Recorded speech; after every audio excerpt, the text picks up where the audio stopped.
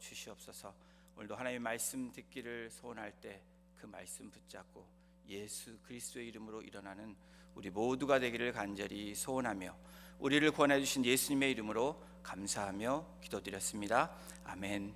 오늘 하나님의 말씀 사도행전 12장 1절에서 5절까지의 말씀입니다. 제가 갖고 있는 신약성경 207페이지입니다.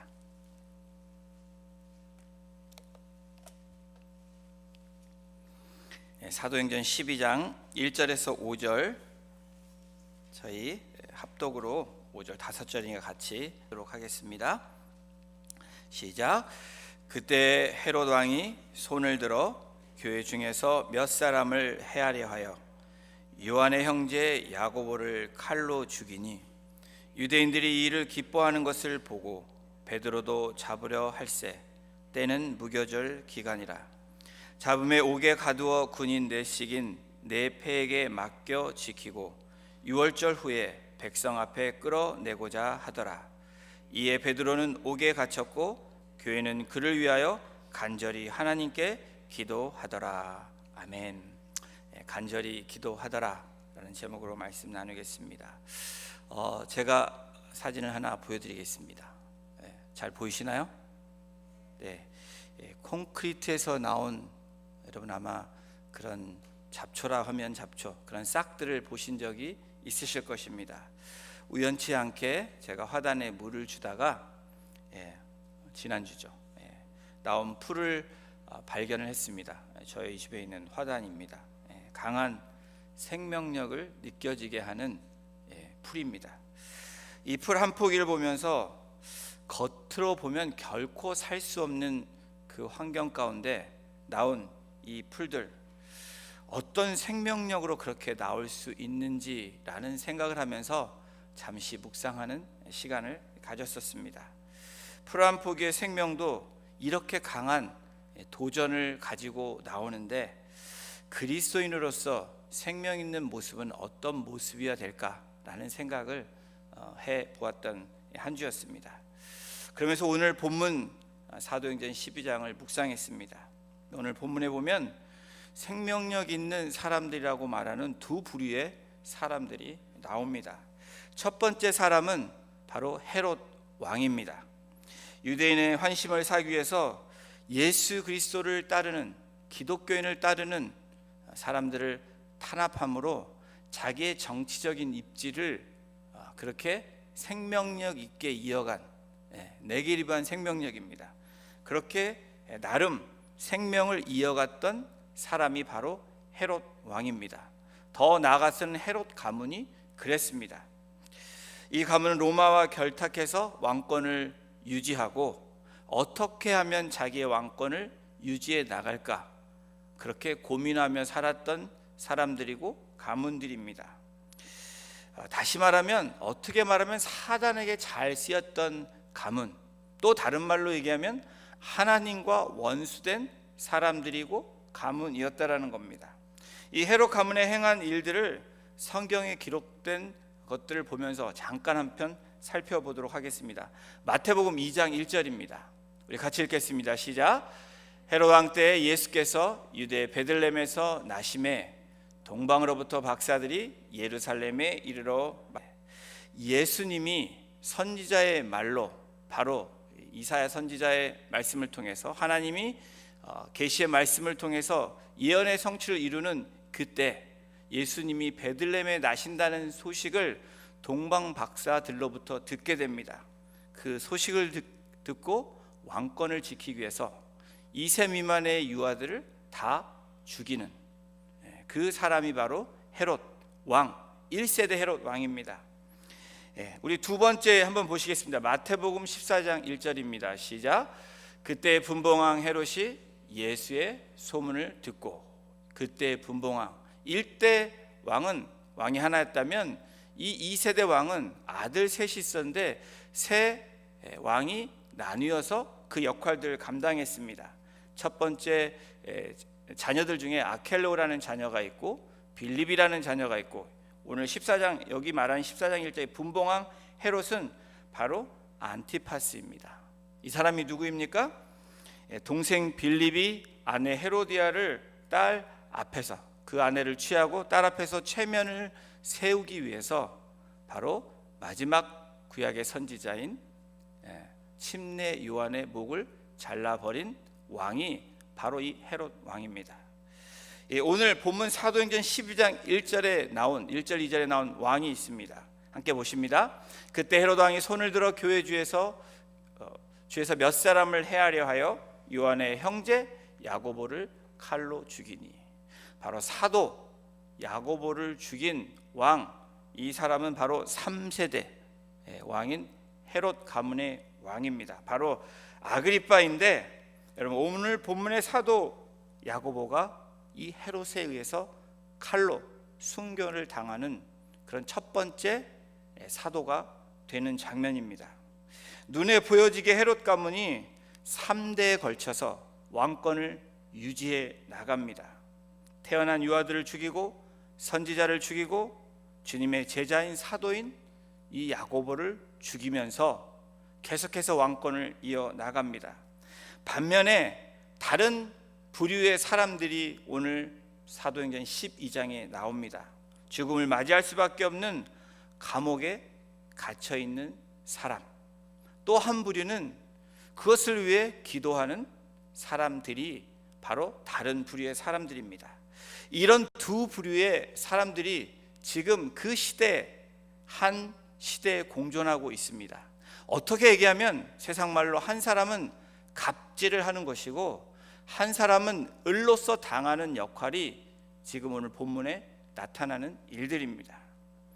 죽이려는 쪽은 세상의 왕권을, 자기의 권력과 위치를 지키기 위해서 생명을 유지해 나가는 사람들이라면, 다른 한쪽은 세상이 아닌 다른 나라, 하나님의 나라를 위해서 죽기를 각오한, 그래서 그 생명을 이어가는 사람들의 부류가 나오고 있습니다.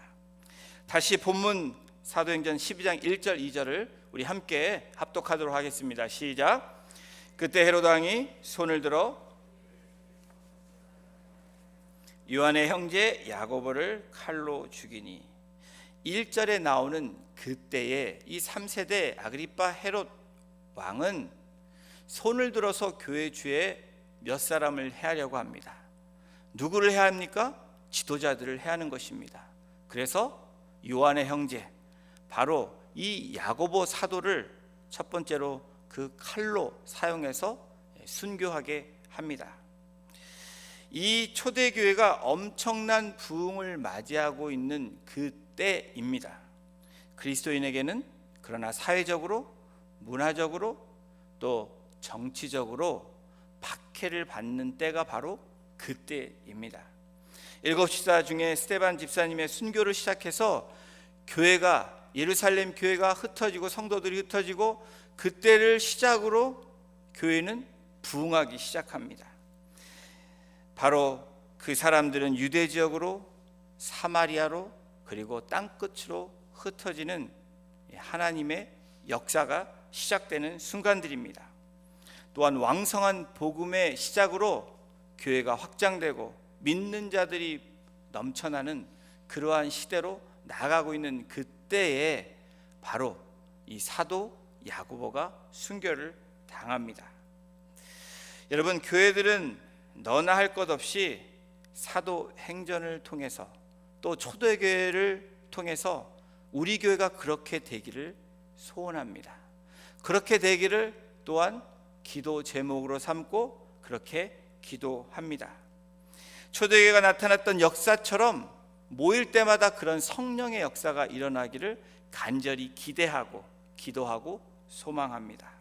오늘 저희가 부른 마지막 찬양이 부흥이라는 찬양입니다. 그 찬양을 주님 앞에 올려드렸습니다. 여러분, 저와 여러분들 부흥을 싫어하는 사람은 아무도 없습니다. 부흥을 싫어하는 세상 사람들도 없습니다. 뭔가가 넘쳐나기를 바라고 뭔가가 더 풍족하기를 원하는 사람들의 마음입니다. 교회도 마찬가지입니다. 그러나 여러분, 부흥에 대한 결과에만, 숫자에만 초점을 맞추고 부흥에 대한 본질에 초점을 맞추지 않으면 저와 여러분들은 다른 길로 갈 수밖에 없다라는 것을 말씀합니다. 오늘 이 부흥에 대한 정의를, 또 오늘 말씀을 통해서 우리에게 주시는 그 말씀을 여러분 듣고도 여러분들이 부흥에 대한 마음을 계속해서 갖는다면 또 그렇게 되어지기를 주님의 이름으로 축원합니다. 대체로 부흥하면 많이 모여진 상태를 이야기합니다. 여러분 그렇죠? 좀 더 실제적으로 말씀드린다면 이전보다 숫자가 늘어나거나 뭔가가 늘어날 때 부흥했다, 부흥됐다라고 이야기합니다.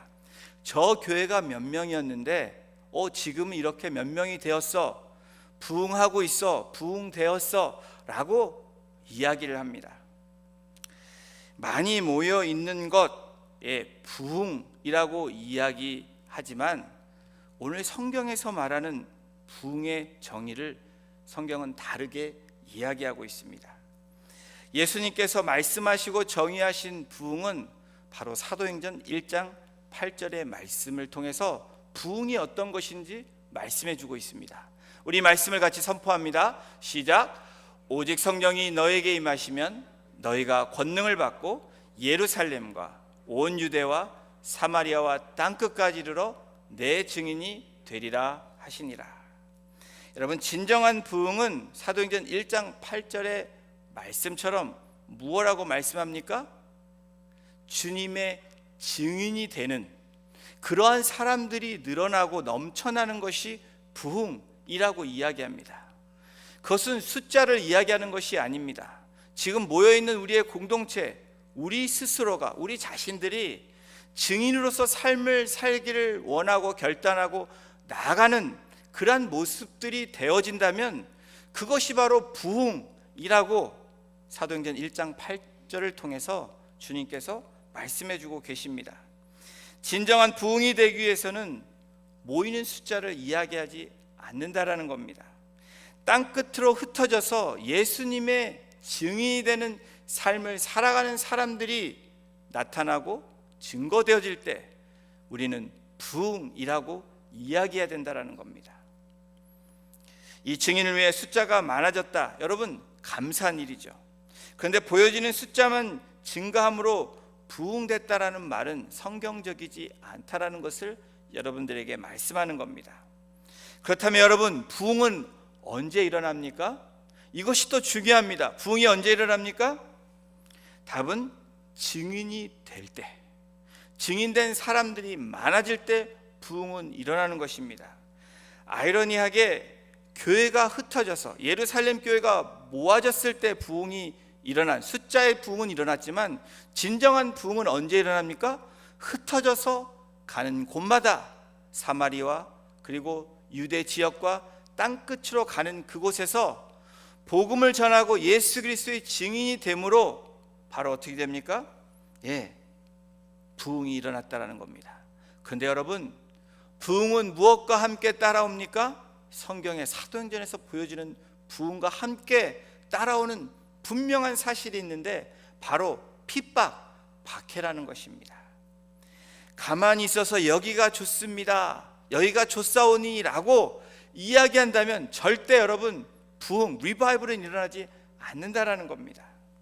가만히 있는 교회이고 가만히 있는 성도이고 우리끼리 여기가 좋습니다 라고 말하는 공동체고 말하는 성도들이라면 저와 여러분들은 부흥이란, 리바이벌이라는 것을 경험하지 못한다라는 겁니다. 여러분 왜 박해가 일어납니까? 여러분 그것도 우리가 한번 살펴봐야 됩니다. 왜 우리에게 핍박이 일어나는가? 내가 잘못해서? 라고 일어나면 그것은 진정한 박해가 아니라는 겁니다. 왜 박해가 일어납니까? 세상도 알고 세상을 통해 시험을 주는 사단도 너무 잘 알고 있습니다. 박해를 주는 이유, 핍박을 주는 이유는 세상과 사단과 하나님의 나라가, 하나님의 백성들이 충돌이 일어나기 때문입니다. 다시 말하면 사고의 충돌이 일어나는 것입니다. 하나님의 백성들과 세상과의 충돌은 무엇입니까? 여러분 하나님의 나라를 추구하는 사람들은 세상과의 나라와 여러분 역행하는 삶을 살아가야 됩니다. 그것이 성경적인 답이고 성경적인 삶입니다. 사실 사고의 충돌이 일어날 때 핍박이 일어납니다. 예수 그리스도가 그리스도시요 살아계신 하나님의 아들이라고 증거하는 삶, 여러분 그러한 삶을 살아갈 때는 어떤 삶이 되어야 됩니까? 바로 세상과 반대되는, 세상을 향해서 살아계신 하나님의 나라를 선포하며 하나님의 백성으로서 빛과 소금의 역할을 살아갈 때 우리는 어떻게 됩니까? 세상과 역행하게 되는 것입니다. 세상과 역행하게 되면 핍박이 따라오고 여러분을 조롱하고 여러분을 비웃고 또 여러분을 괴롭히는 일들이 일어나게 되어 있다는 겁니다. 그래서 어떻게 합니까? 바로 사도행전 12장 2절에 있는 말씀처럼 요한의 형제 야고보를 칼로 죽이는 것입니다. 바로 세상인 이 헤롯이 하나님의 백성인 야고보를 칼로 죽였던 것처럼 우리의 삶은 바로 여러분 부흥을 맞이하고 박해받는 그 삶은 바로 하나님의 증거의 삶이라는 것을 나타내주고 있다는 것입니다. 세상의 대표적인 헤롯에게 해가 되고 충돌이 되는 바로 하나님 나라의 복음, 바로 살아계신 예수 그리스도, 부활하셔서 승천하시고 다시 오실 예수 그리스도를 선포하는 그 삶으로 살아갈 때 여러분 박해가 당연히 따라오게 되는 것이고 그 박해를 통해서 순교적인 삶으로 나아갈 수밖에 없는 삶이 바로 이러한 삶이라고 오늘 성경은 말씀하고 있습니다. 여러분 그런데 이러한 소식, 바로 야고보가 칼에 죽었다라는 소식이 들려지니까 두 부류의 사람들의 반응이 달랐다라는 겁니다. 바로 한 부류의 세상과 세상의 주관자들, 세상의 사람들은 기뻐했다라고 성경은 기록합니다. 그러나 다른 쪽의 한 사람들은 여러분 어떻게 했습니까? 마음이 힘들어졌을 것입니다. 그러나 간절히 기도했다라고 오늘 성경은 우리에게 말씀합니다. 이 소식을 듣고 세상 사람들이 기뻐할 수 있는 이유는 충돌된 것이 사라졌기 때문입니다. 눈에 걸림돌이 되고 가시가 된 것이 사라졌기 때문입니다.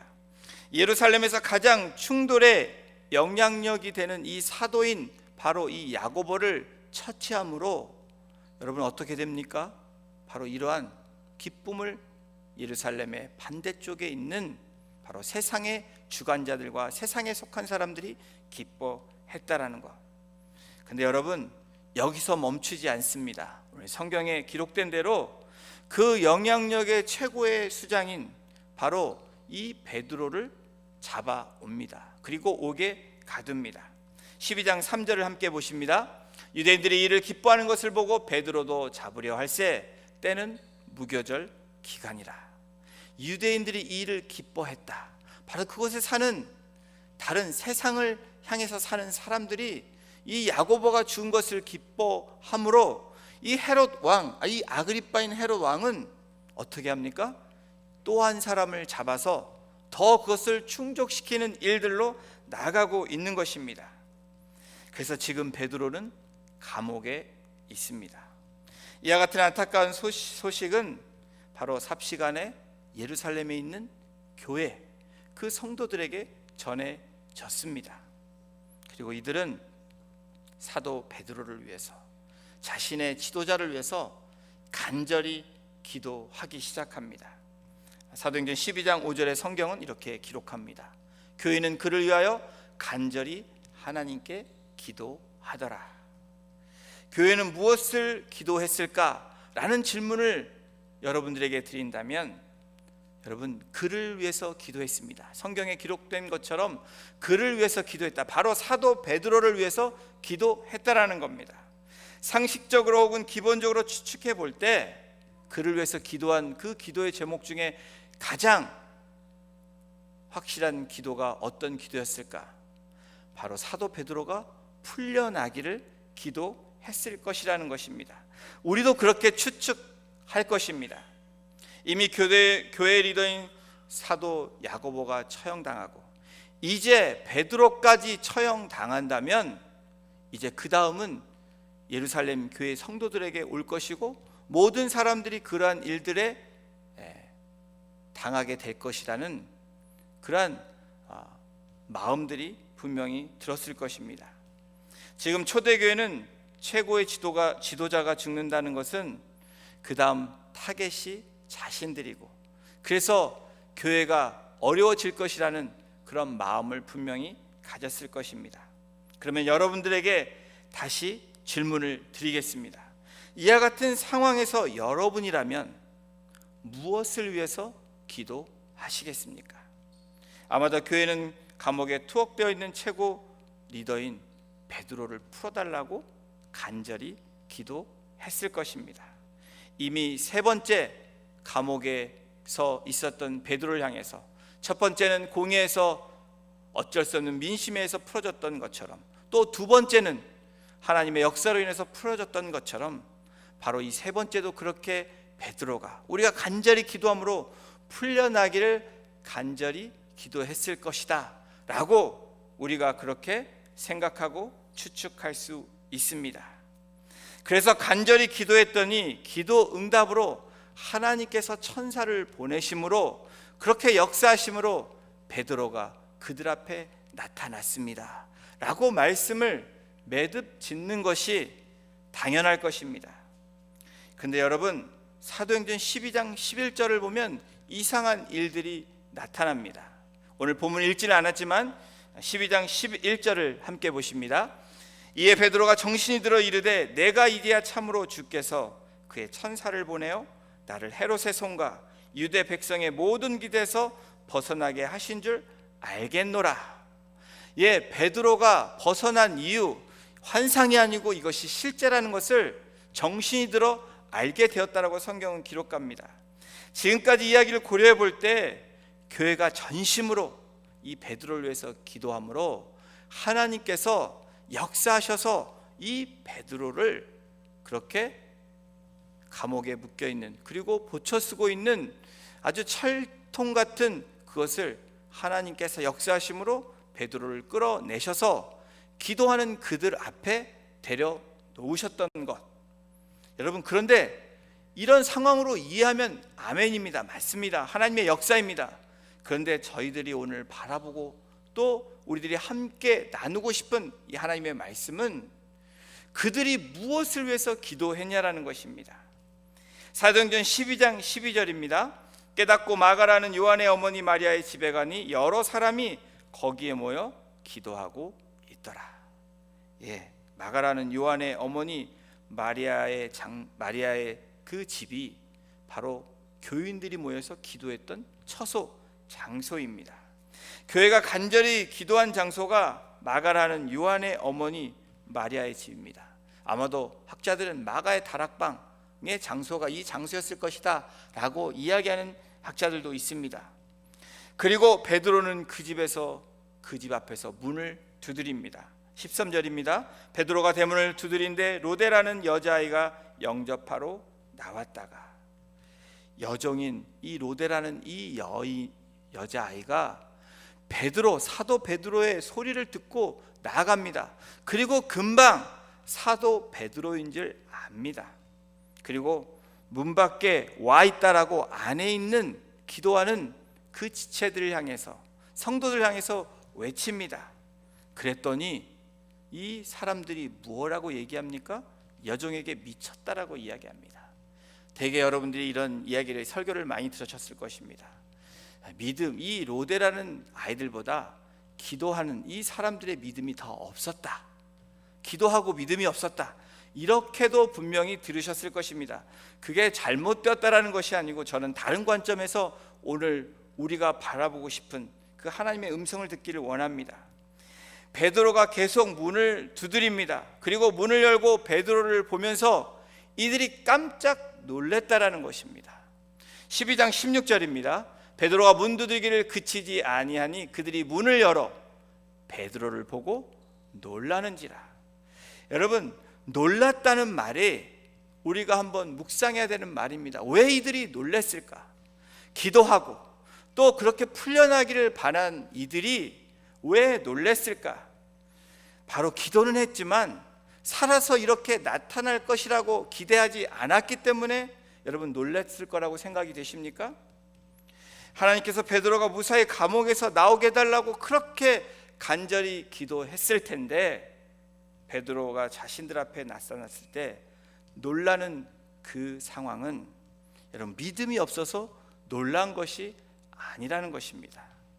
다른 관점으로 볼 때 이들이 기도했던 기도의 제목은 바로 우리가 생각했던 풀려나기만을 위해서 기도하지 않았기 때문에 놀랬다라는 표현이 바로 성경에 기록되어 있습니다.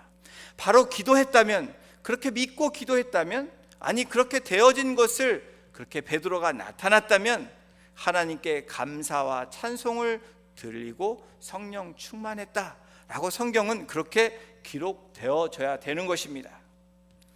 이렇게 성경이 말씀하는 분명한 이유가 있습니다. 베드로가 풀려나기를 간절히 기도한 것보다 이들의 기도는 바로 모든 것이 하나님의 주권에 있음을 간절히 기도했다라는 것입니다. 이들의 간절한 기도는 베드로를 살려달라는, 풀려나게 해달라는 그 기도에서 어떤 기도로 바뀌어 가고 있습니까? 그리고 어떤 기도를 드렸습니까? 바로 영광스러운 죽음을 맞이하게 해달라고, 바로 사도 베드로가 그렇게, 야고보처럼 또 사도 베드로가 그렇게 되기를 기도했고 우리들도 그 뜻을 따라 기도했다라는 것이 성경에 나타나 있는 분명한 사실입니다. 오늘 성경에는 그 기록이 나타나 있지 않습니다. 아니 오늘 본문에는 나타나 있지 않습니다. 그런데 여러분, 이것을 증명하는 구절이 사도행전 4장에 나타나 있습니다.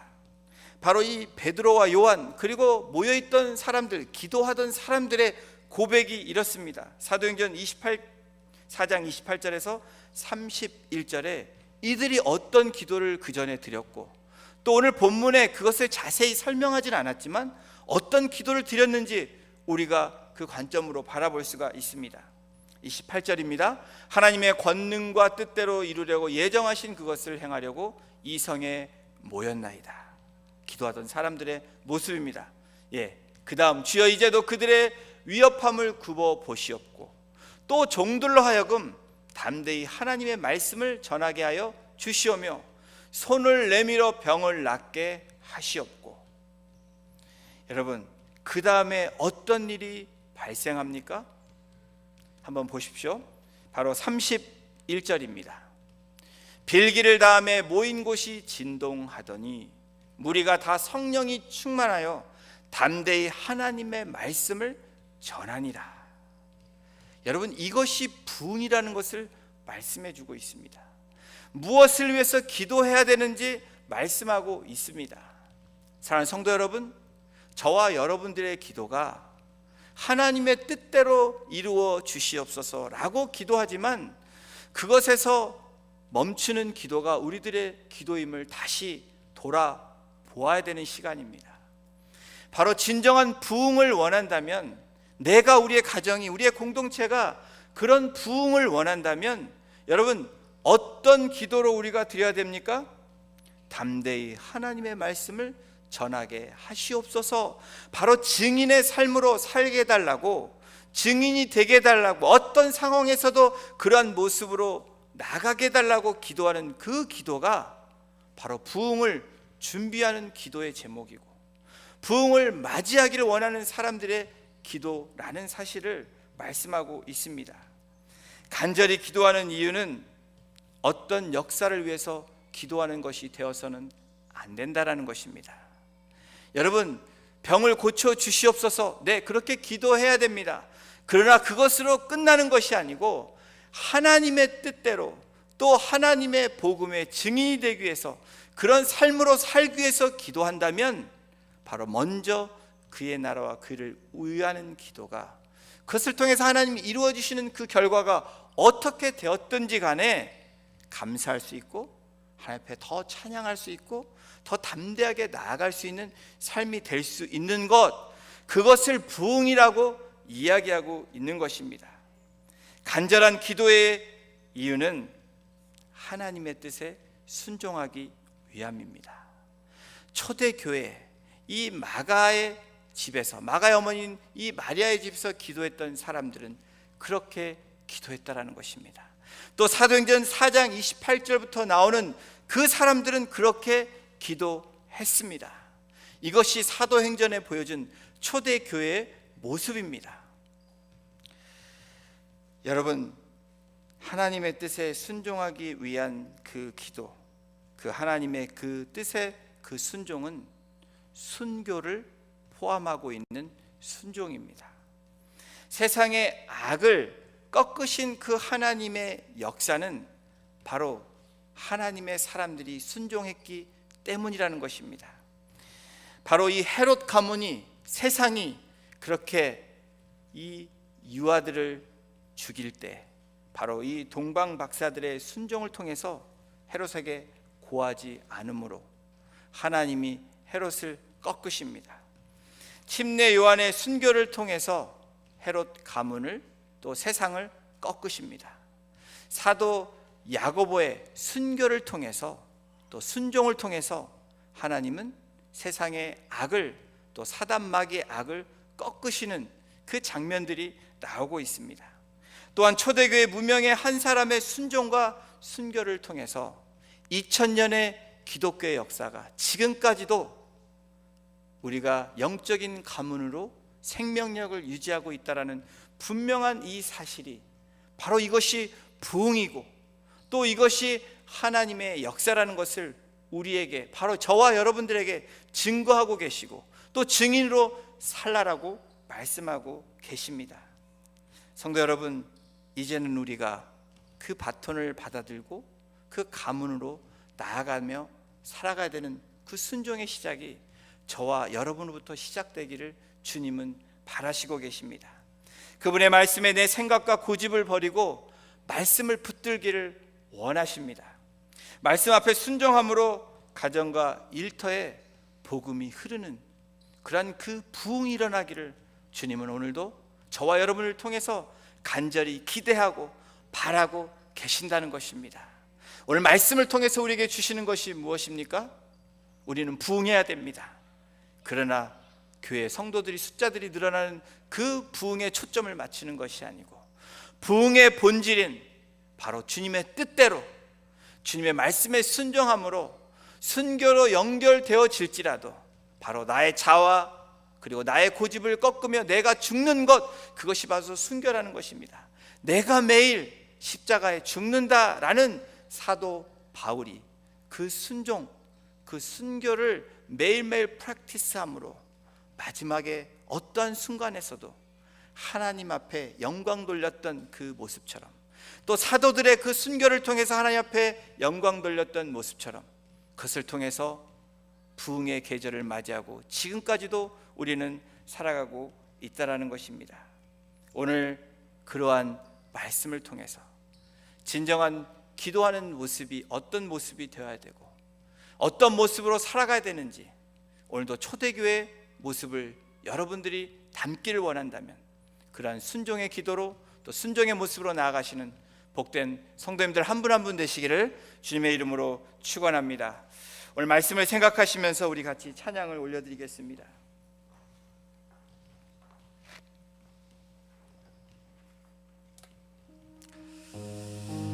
여러분, 우리가 살고 있는 이 세대는 하나님의 뜻을 알고도 순종하지 않는 세대입니다.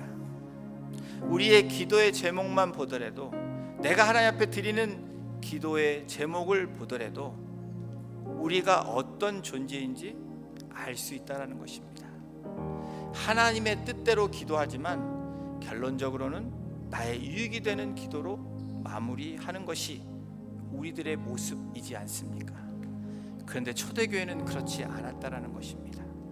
초대교회를 닮고 싶고 초대교회 성도들을 닮고 싶은 마음이라면, 그래서 그 부흥의 계절을 맞이하고 싶다면 저와 여러분들이 버려야 될 것이 무엇인지 오늘 성경은 우리에게 말씀해 주고 계십니다. 하나님을 뜻을 알고도 순종하지 않는 세대에서, 하나님께 드린 약속을 저버린 타협의 세대에서 돌이켜 하나님의 뜻대로 어떠한 상황에서도 그 순종하며 순교의 현장으로 나아갈 수 있는 내가 되게 해달라고 고백하는 그 고백이 바로 부흥을 준비하고 부흥을 맞이하는 사람들의 고백이 될 줄로 믿습니다. 그 고백을 하심으로 이 찬양을 주님 앞에 올려드리도록 하겠습니다. 찬양 드리겠습니다.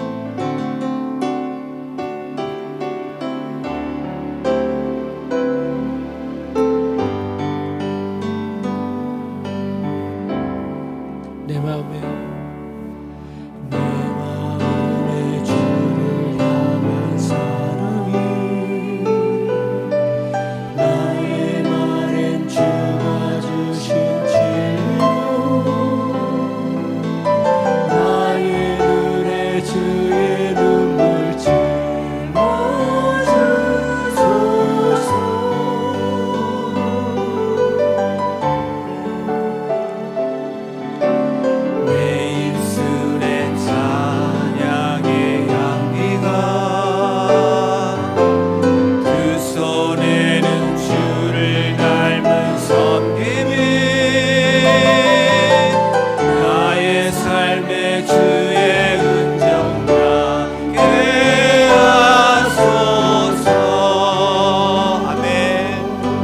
영원히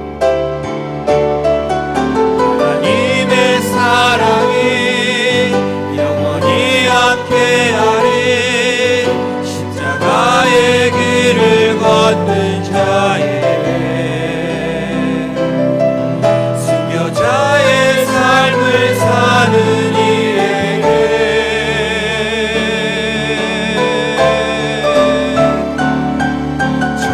조롱하는 소리와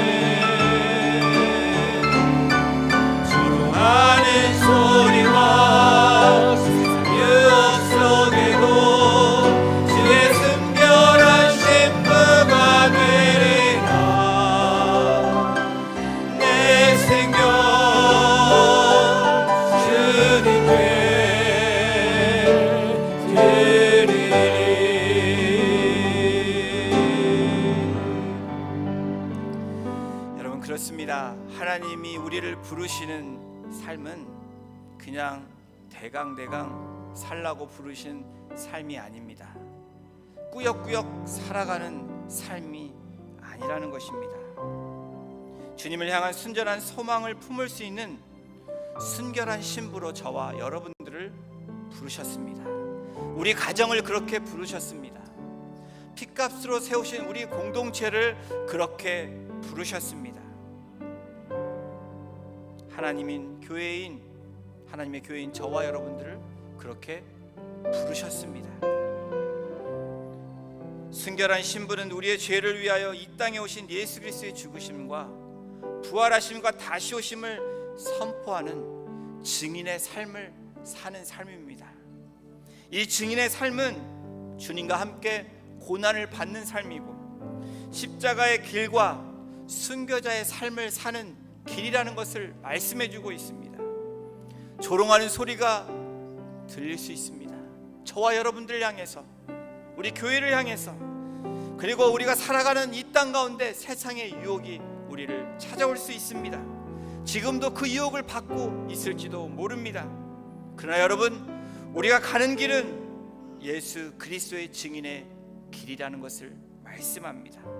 그 길을 위해서 간절히 기도하는 바로 초대교회에 모여서 간절히 기도하더라 라는 그 기도가 어떤 기도였는지, 그 기도가 오늘 나의 기도가 되게 해달라고, 나의 삶의 나의 평생의 그 기도가 되게 해달라고, 우리 가정이 그러한 기도가 되게 해달라고, 그렇게 하나님 우리 가정을 사용해달라고.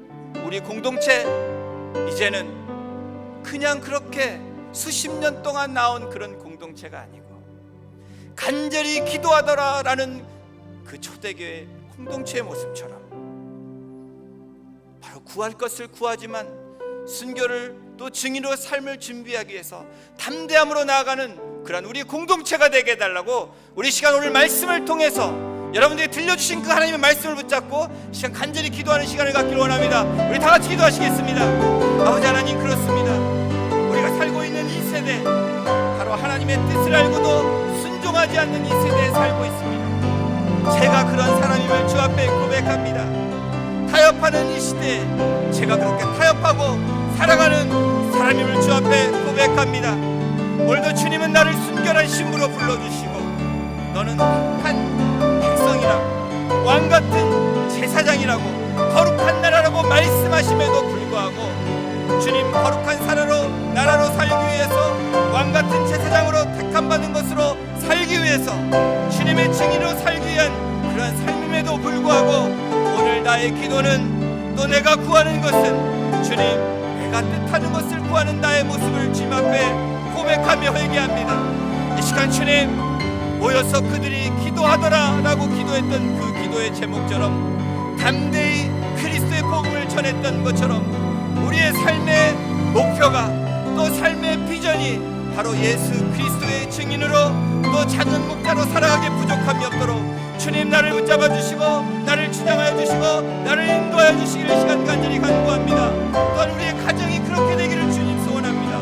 또한 핏값으로 세우신 하나님의 공동체가 이제는 주님과 함께 고난을 받으며 십자가의 길로 순교자의 삶을 살아가기를 주님 소원합니다. 주님, 우리 공동체를 주님의 주권 아래 다스려 주시고 주님, 정말 하나님의 그 리바이벌이, 부흥의 역사가 일어나는 그 부흥을 맞이하는 하나님의 그 백성들의 고백이 한 사람 한 사람 늘어나게 하시고 한 사람 한 사람 증거되게 하심으로 말미암아 진정한 부흥의 계절을 맞이하는 우리 공동체가 되게 하시고 우리의 가정이 되게 하시고 우리 성도들 될 수 있도록 주여 인도하여 주시옵소서. 하나님 감사합니다. 우리에게 향하신 그 하나님의 뜻을 오늘 사도행전 12장을 통해서 우리에게 또 말씀해 주시고 또 증거해 주시니 하나님 감사합니다. 들을 게 있는 자는 들을지어다라고 말씀하신 주님의 그 음성에 오늘도 살아서 역사하시고 하나님 우편에 앉아서 우리의 중보자로 계신 그 주님을 바라보며 하늘을 주목하며 오늘도 그 말씀을 붙잡고 우리가 나가기를 소원합니다. 그들이 모여 간절히 기도하더라.